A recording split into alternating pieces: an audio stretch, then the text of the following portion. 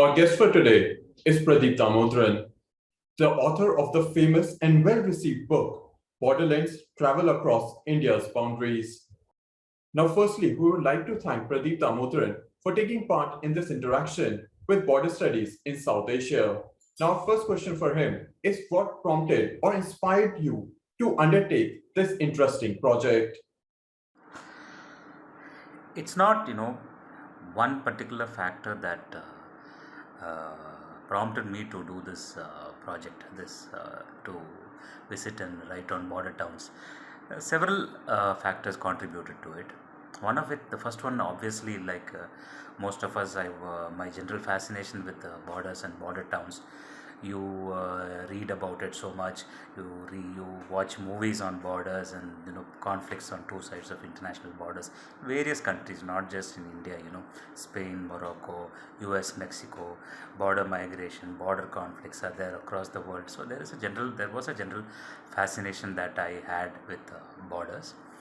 And then specifically, if you see, in 2008, I I went on a journalistic assignment to Rameswaram to cover something, and when I had a little time, I took a little detour and went to Dhanushkodi in one of the government vehicles that takes tourists and you can spend a couple of hours in Dhanushkodi and come back.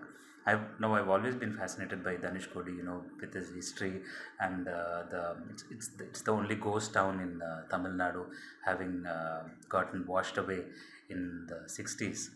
The ruins are well documented. There is a lot of material on that, so I went to check that out, and I was fascinated to find that there were hundreds of families living in Dhanushkodi on a narrow strip of land, surrounded by sea on all sides, extremely uninhabitable conditions. There were about 250 families there, and this is in 2008. These families, these people did not have electricity, they did not have a drinking water, no schools, no police station, nothing in the form of a government or a system that existed. They just lived there. They did their fishing once or twice a week. They used to go to Rameswaram mainland, do their shopping, come back. In fact, they had more in common with people on the other side. For instance, the only radio channel that came well, the signals were strong, were the ones in northern Sri Lanka. So they only listen to Rupavahini and the other Sri Lankan channels. Their their what is it? Their engagement with people from the mainland is much lesser than their engagement with people from the island. The refugees who came often landed in Dhanushkodi. These people took care of them, and then brought them back to the mainland, handed them over to the Coast Guard and other government officials. So I was really, I spent only a few hours, 3 or 4 hours there, but I told myself that I had to go back and see for myself what is going on, what is their life, just to explore in a city, in a highly sophisticated state like Tamil Nadu, which is which is known for its development. There is a small pocket in this extreme border of the state where there is nothing. There is absolute no development, and these people are just existing. At that time, I did not even know if they were in the in the census list, because they did nothing matter to them. So that I wanted to explore. So that portion was already there. I wanted to revisit Dhanushkodi. That border fascination happened. Then 2 3 years later, sometime in 2010 or 11, when this there was I don't know if you heard of this Mullaperiyar Dam. There is a dam that is built on the Tamil Nadu Kerala border in in the Idukki district of Kerala. Basically, it is one of the oldest dams. It was built in the late 1800s, and the dam is built in Kerala, but it serves the people of Tamil Nadu. The water in the Mullaperiyar Dam basically serves the people of Tamil Nadu, but the dam is located in Kerala. So this was built during the British period, when the territory was undivided and British had control. Of course, the King of Travancore was there, but by and large, the British had their way. So this in around 2009-10, that period, this dam issue got escalated when Kerala government wanted to demolish the dam. Dam is now 100 years old, so the government of Kerala wanted to demolish the dam and build a new one. But the government of Tamil Nadu opposed to it, saying that if that dam get demolished, a new one would not be built. Kerala would take all the water, and so Tamil Nadu farmers, especially Madurai, Theni, that belt, farmers would completely suffer. So this conflict, when the Kerala government made its moves to construct a new dam and demolish the old one, a lot of tension. There was a lot of tension between the two states, people of the two states, the two governments, which escalated and went out of control. So people in Tamil Nadu started attacking Keralites, started threatening them in the border districts, while people in Kerala did the same to people. Tamil people living there, migrant workers who were going and coming, were physically attacked. They were manhandled. People, Sabarimala pilgrims who used to go, lots of majority of the Sabarimala pilgrims went from Tamil Nadu to Kerala. They were all attacked. So I went to cover this conflict as I am born and brought up in Tamil Nadu, but I am a Keralite basically. So I was chosen for this assignment, saying that I can do both sides of the border. So when I went there and I did my reporting, my first book, the Mullaperiyar Water Wall, published by Rupa Publications, was based on that. And I did the reporting for that. When I did the legwork for that, I found so much tension and hatred, distrust between the people of the two states who were otherwise so peaceful. Normally it's a very peaceful part. Southern India is very peaceful. We are all comfortable with each other. But when this conflict was getting out of control, there was so much hatred, so much distrust, that it got me really fascinated with the borders and their stories. If I was thinking, if state borders are so can get so tense, so can get so out of control, what would happen in international borders? In a way, that was the seed for it, because this book came out in 2015, early 2015. Within a week, almost 10 days or so, I sent out a proposal for Borderlands. The contract got signed in another 2 3 weeks. It all happened so fast, and then I was on my journey to explore the border towns. So that is the story behind what prompted me to this project. Now you have traveled to so many border towns. Which one do you think has the most unique experience for you personally? Now, if you ask me which border is most unique, I would say that each border town that I visited was unique in its own way. Like from Dhanushkodi, like I said, from Dhanushkodi and its refugee stories to the long and complicated Indo-Bangladesh border that actually cut across rivers, farmlands, even homes sometimes, separating families and people from their properties. They were all different in their own ways.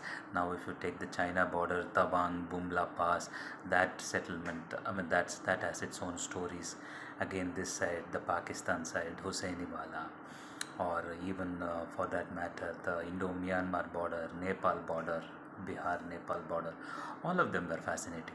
But I have some favorites. If you ask me which one is my favorite border, there are two that I find to be most memorable and fascinating. They are the two islands that I visited. One is Minicoy in the Indian Ocean and in the Arabian Sea, and Campbell Bay, which is the southernmost tip of Great Nicobar Island. Now, Minicoy is like a little fairyland. That's the only way I can describe Minicoy. You wouldn't imagine such an island existed until you actually go and see the place. For starters, just imagine it is a small stretch of land. About the entire area of Minicoy is 4.8 square kilometers, and it stretches 10 kilometers from north to south. That's it. In this small piece of land surrounded by the massive ocean, some 10,000 odd people live. They're all Muslims. They don't speak any language other. They do speak Malayalam, Hindi, and all that a little bit, but their language, their mother tongue is a language called Mahal, which is very similar to Maldivian languages. Technically, culturally, and linguistically, they are more closer to the South African islands than uh, the islands in the Indian archipelago, the Lakshadweep archipelago, or on the Indian side.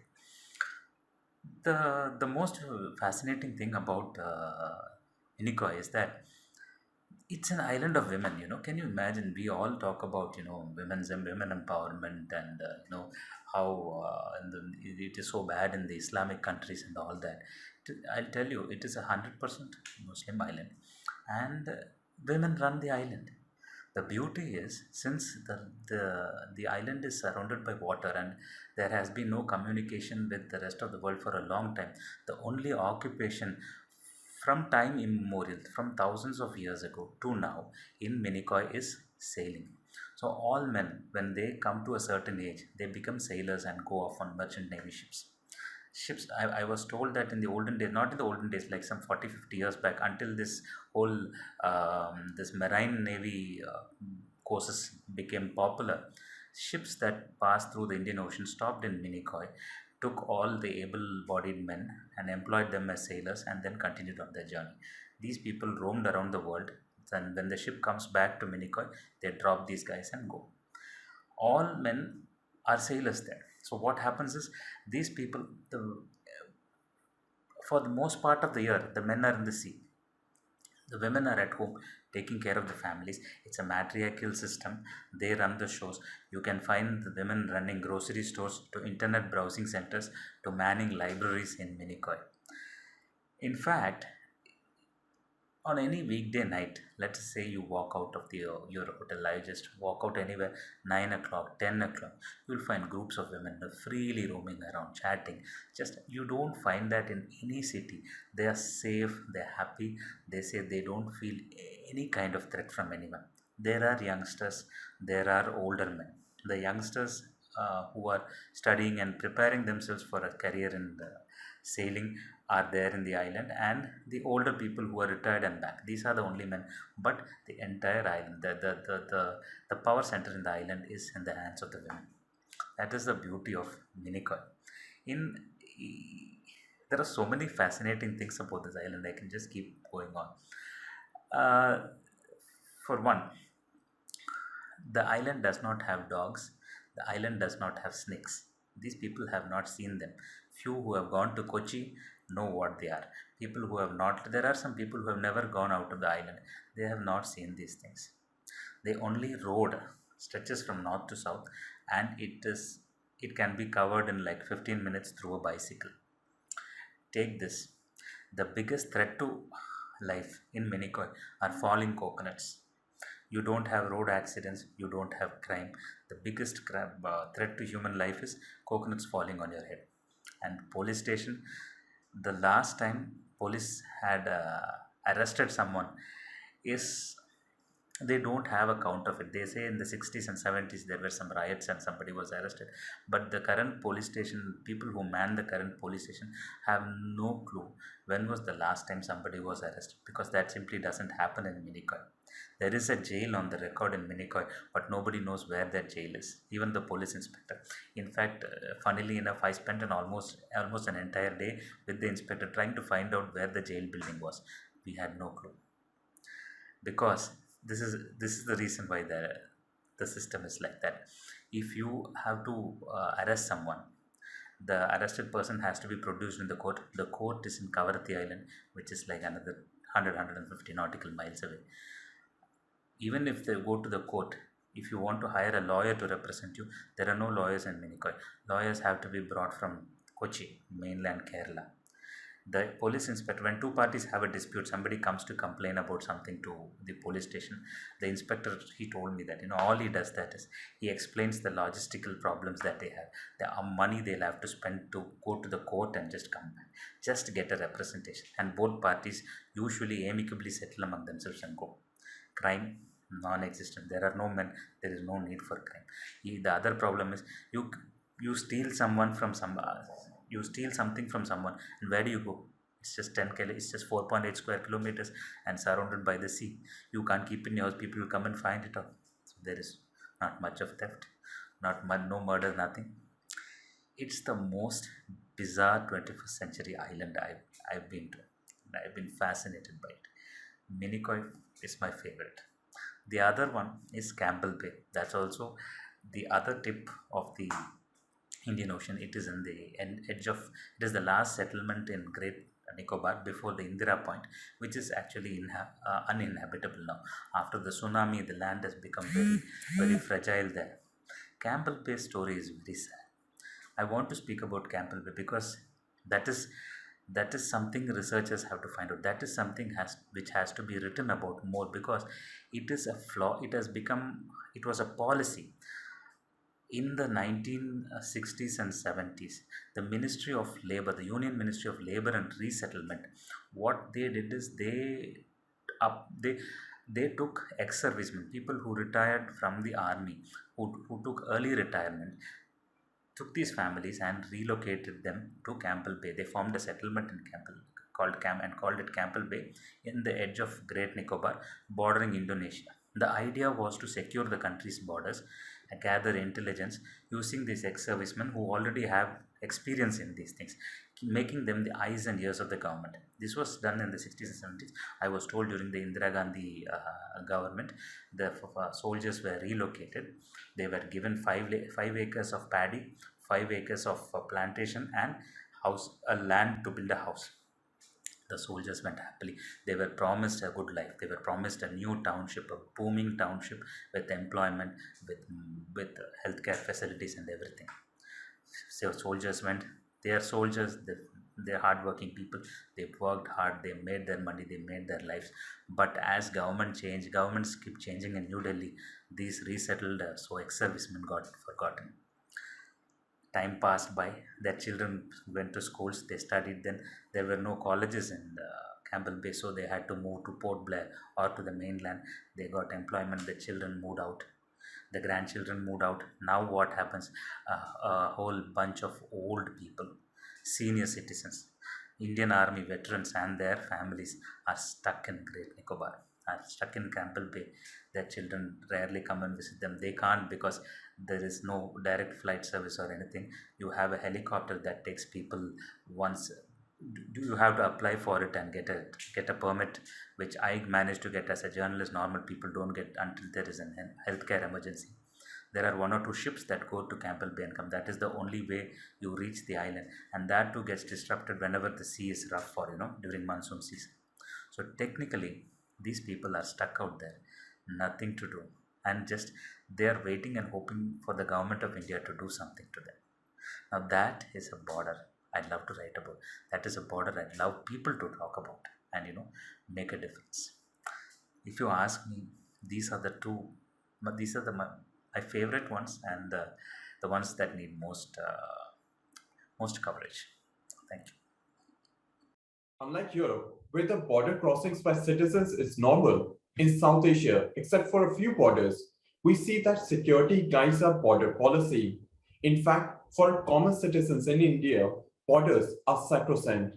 Is security also the guiding principle of people who live in border towns? How do they look at borders based on your own experience? You see, as far as security is concerned, is security important for international borders? I think that's what your question is. So, yes, it is in some cases, and no, it isn't. That's my take on it. Like, for instance, if you see the border with Pakistan or the border with China, we have waged wars with these two countries. There has been constant infiltration. by the irregular elements of the Pakistan from Pakistan, as well as the Pakistani army. The Chinese army incursions are happening on a regular basis. Yes, in those borders, security is very important. The country, just like how you safeguard the boundaries of your home, the country on a larger scale has to safeguard its boundaries. It's important, but we have to remember one thing, that India, when we speak of borders, most of us think we only correlate it with the India-Pakistan border, India-China border, India-Bangladesh border. But India actually shares borders with at least 10 different countries, or there is some ambiguity on what constitutes a country and not. That territorial dispute is there, but by and large, with 10, we share with 10 different countries. And besides these three borders, no other border uh, has this sacrosanct uh, border security or safety. I'll give you a small example. In many of the border towns I visited, people on both sides of the border have more in common between them than with the others in the mainland, than with their own countrymen. They have more commonality with people across the border, like in the India-Bangladesh border, which is basically Bangla territory, or what to say, the Raxaul Birganj border, or even the Nepal, the Bhutan border. I'll give you a small example. One beautiful example of this security and this whole concept of how the mainlander sees a border, and the people who live in border towns see this border and security, is best explained in the Moreh-Tamu border. Now, Moreh is the uh, Indian side of the Indo-Myanmar border, while Tamu is the city on the other side. Now, way back before independence, for several centuries, like since the 1700s, when the British Empire extended, spread across South Asia, Southeast, extending into Southeast Asia, Myanmar was part of the undivided Indian government, the civil government that was being run by the British. So, a lot of Indian officers, especially from South India, Tamil Nadu, lot of people had migrated to Myanmar after getting a job with the government. They were on government jobs. They were sent to Rangoon, Yangon now, and different parts of Myanmar where they were working. But in the 70s, when the conservative government took charge in Myanmar, there was a massive exodus of Tamilians and other Indians from Myanmar to the mainland, to India through the Moreh border. So what happened is, families were split. By then, these 2 3 centuries, over the 2 3 centuries, people got, there was a lot of intermarriage and a lot of mixing. When the Tamil and the other Indian communities were sent out of Myanmar, they did not come all the way to the mainland India. They settled in the borders of Myanmar, hoping that someday the situation will get better and they'll go back, because they had invested a lot in the country. They had built homes, they had run businesses, they were well established in Myanmar when this exodus began. So people settled down in the border towns bordering India and Myanmar, specifically in the Moreh segment. Now, this was told to me by an elderly businessman. The entire There is a lot of smuggling, technically smuggling, according to the government of India and government of Myanmar, going on in these borders. While the Indian government and the Myanmar government see this as smuggling, these people who live in Moreh and Tham see it as common sense. Like in the 70s, when these people from Myanmar settled down on the Indian side of the border, they just came here waiting to return to their homes. And they in from Moreh to go to Imphal or any other Indian town was so difficult that they used to ask their friends on the other side in Tamu to help them with food and groceries, because they were the same, they lived together. So that's how this whole so-called smuggling began in the Indo-Myanmar border. People were just helping them out. People who did not have medicines got medicines from the Indian side and sent it to their friends on the other side. People who did not get electronic gadgets, sometimes even groceries, bought it from the Tamu side and sent it to the Indian side. This to them was just helping your friend out, helping your neighbor out, helping a family member out. But to the Indian and Myanmarese governments, this was basically smuggling. So this is the base. This the way we see it, what we see as smuggling and border safety and border security violation, the people living there actually see it as simple common sense. Another classic example is the Raxaul Birganj border in the Indo-Nepal border in Raxaul and Birganj. People in Raxaul regularly go to the Nepal border to buy some things, like for instance sugar. I was told that sugar is cheaper on the other side. Wooden logs, that was cheaper on this side in the Raxaul side. So if you're living in a town, you're living in Raxaul, and you know that a kilogram of sugar costs like $10 here, and you go like 15 kilometers away. These are peaceful borders, though you can just show your identity document and go and come. If you go that side, you get it for 15 rupees. You buy it in bulk and sell it here.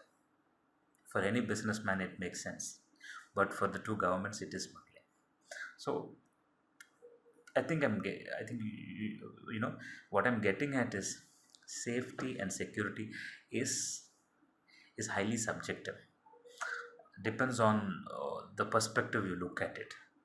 For some people it is just common sense to violate international law, and in some cases it is important where there is a threat, like the Pakistan border, where we know that there is infiltration, we know there is a problem, we know there have been terror attacks. So that area people are also aware of it. But in peaceful borders, I think security is just something we in the mainland think, make a big deal out of.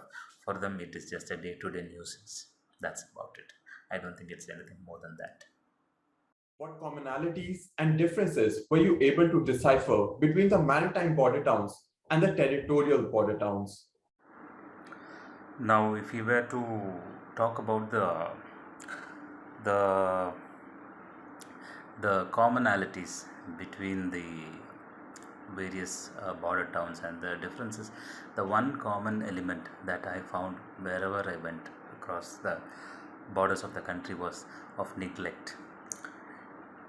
None of these border towns had the amenities or the infrastructure that we enjoy in the mainland. Not one border town has it, or among the ones I visited and wrote about have it. There is no proper health care. Education system is very minimal, moderate at best. People struggle, toil for simple, trivial things that we don't even imagine is a difficulty or is a concern in the mainland. That is the common feature that I found in all these borders. In fact, what is more worrisome or sad is that, when you compare with smaller countries like the Indo-Bhutan border, you compare Jaigaon and Phunshiling. Phunshiling is so much cleaner, nicer. It's so much better than Jaigaon. These are like twin cities. It's just you move from the Indian side from Jaigaon to Phunshiling, you know the difference. You know that you're in a foreign country. You know the country which is cleaner. You're in a country which is better off. The same with Moreh and Tamu. Moreh is so bad, so decrepit. The moment you go to Tamu, the markets are better, the homes are better, the cars they drive are better, everything is better, the roads are better, cleaner. Same thing with Raxaul and Birganj. These are small countries. Nepal, if Bhutan, Nepal, and Myanmar can make their border towns nice and more palatable. It is sad that we, after so many years of independence, have not been able to do that. Now that is the common feature I found. If you want to know the differences uh, between the maritime and the territorial borders, maritime borders are much more, I wouldn't say peaceful, but there is very less interference from the security agencies, from the Coast Guard, from the either the BSF or the SSP or various agencies that are at play in these borders. In land borders are not as prevalent in maritime borders. Yes, there is the Coast Guard and the Navy, but they are largely restricted to the sea. Within the land, there is really no difference. people live their lives peacefully. There is no problem at all, as opposed to land border, especially with the hostile countries, or countries where we don't have a great relationship, such as Pakistan border or even Bangladesh border. People, some of the villagers who live in these border towns, they really go through a tough time. The I'll give you some examples of you know what I'm trying to say by the differences between these maritime and land borders. There is a small village in Kuch Bihar district of West Bengal known as CG Jora. It is in the extreme border, and there are some the, there is a border fencing, but this border fencing is not exactly on the international boundary. It is about 100. It is 100 to 200 meters or 300 meters within our territory. So they keep some kind of a buffer area. Every time you have to cross the buffer area, you have to go through the BSF checkpost, and sometimes your land might be there, sometimes your home might be there. So I met and people who live on this and who keep crossing these borders every day, they go through untold misery. I met a villager in this Coach Bihar district near Nazirat, whose children come cross the BSF border every day to go to school. And in the evening 5 p.m. the border closes. Now, if for some reason you are not able to come back home before 5 p.m., you got special class, you got some problem, you can't come home that day. This child will have to stay with the relatives and come the next morning when the border opens by the BSF. One simple narrative. There was a man I spoke to. He told me that in these border areas you need permits for everything. For instance, in this part of West Bengal, if you want to buy a bicycle, you need a permit from the BSF guys. This man had a daughter who was in class 7 or 8 at that time, going to school in Nazirat, which was like about 10 kilometers. He wanted to buy a bicycle for his daughter. He could not buy it because he did not have a permit. He had applied for a permit. It was 8 months when I was interviewing him. He had still not got a permit. He had no idea why they were denying the permit, and so he couldn't buy a bicycle for his daughter. Something as simple as that. That is exactly what I mean by living in the pain of living in a border. The other side, let us go to the Pakistan side. In Hussainiwala, the situation is very similar. There are farmers who have land on the other side, and their homes on this side of the border fence, which is Indian territory but a kind of a buffer zone. So suppose if they use their tractors to till the land and all that, it's Punjab. But if your tractor gets spoiled, or if some farm equipment gets spoiled, you cannot just go fix it. You need to get a permit. If you want to take a mechanic to the other side, you need to get special permission, and then you take the guy out there, fix it, and come back. Sometimes these permissions come in 1 day, 1 week, sometimes 15 days. That is how life is there.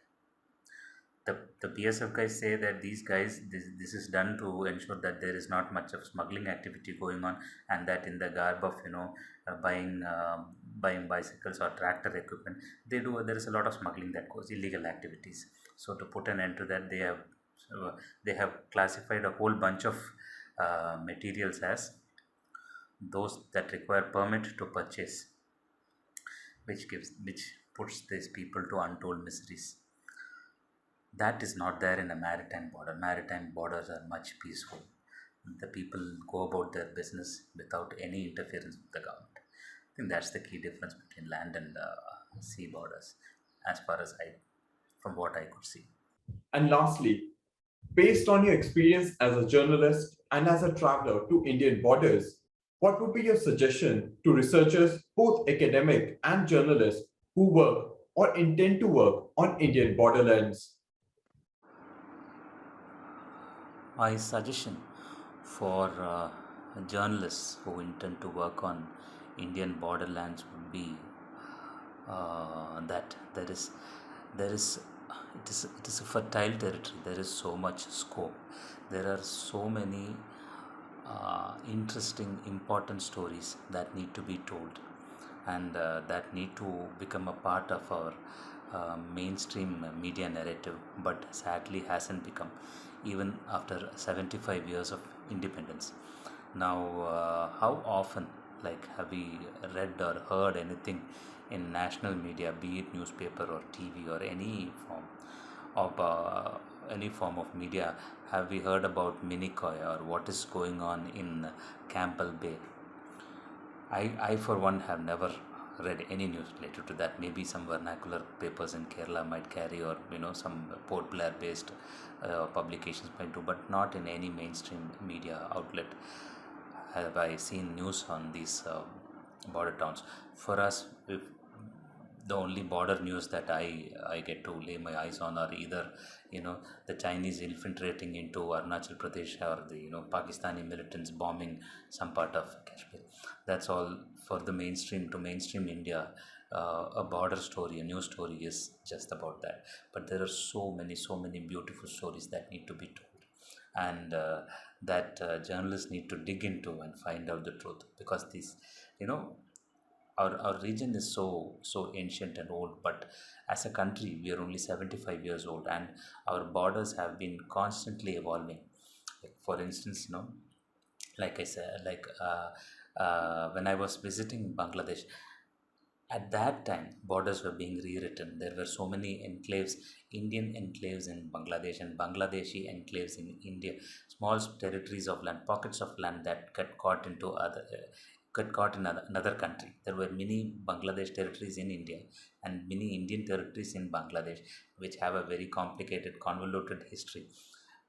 When I was visiting Bangladesh, the Kuch Bihar district, mostly in Kuch Bihar district, when I was visiting Kuch Bihar, this enclave exchange was taking place between India and Bangladesh, where these borders were getting rewritten. Indians were becoming Bangladeshis, Bangladeshis were becoming Indians. It's fascinating that we don't realize that for people living in those borders, it is such a huge thing. This news hardly rarely comes in mainstream media. Even if it comes as a headliner that the Prime Minister went visited. But what about the lives of these people? What goes on into their day-to-day existence? That needs to be covered. These issues needs to be covered. They need to come in. I think the mainstream media journalists should focus more on that, and make it as part of our national narrative. It's very important. But having said that, I'm also from a media outlet. I know the limitations of journalists, media, be it print or visual. Reporters have limitations. Journalists have the scope is much more restricted when compared to academicians and researchers who have much better access to resources and a lot more time to do in-depth studies. That is needed. I think that would go a long way in helping us understand our country as well as our region better. Like, for instance, every border town, like, visited, every international border that I visited, I spent a week, a couple of weeks, a few days. I thought each of these borders could be made into a nice book. There was so much material, there were so many stories to be told, that each of these borders could become a book on their own. They all need not be put together in a book. There was so much more to explore. I spent a few weeks and I got all this. Had I spent 6 months in the same place, the entire story would be different. A journalist cannot do that. A travel writer like me cannot do that. But a researcher can, an academician can. They can come out. They can come out with beautiful works, like we were discussing about the there's so many there are so many unique factors about each border that need to be studied in detail. By doing that, what happens is we're actually helping build international relations. Two countries might be able to understand and explore the differences together. It is a very important and useful work that needs to be taken up. At least that's my opinion. And going forward, I'm very glad that there is a there is a whole bunch of people such as border studies, so the you guys who do this work as a full-time research. More research needs to come out. More importantly, the research that the insights that these researchers bring out should come and reach the common man. Ordinary people should know better about their country. The more Indians and Pakistanis and Bangladeshis, Nepalis know about each other, the the the the differences will go away, and we will have a much more safer, a more prosperous South Asia is what I think. Po- People from both sides of the border should do research, more research, write more on these things, do documentary films in whatever form possible, and help Indians understand India better. I think that's what is needed. Thank you. Now, I would like to thank Pradeep Damodaran for taking part in this interaction. And for the audience, I would suggest Pradeep Damodaran's book, Borderlands. It is quite interesting. And as you have already heard in this interaction, his experiences with regards to India's borders is quite informative. And his experience bring out certain aspects which you do not find in, let's say, academic or otherwise journalistic research.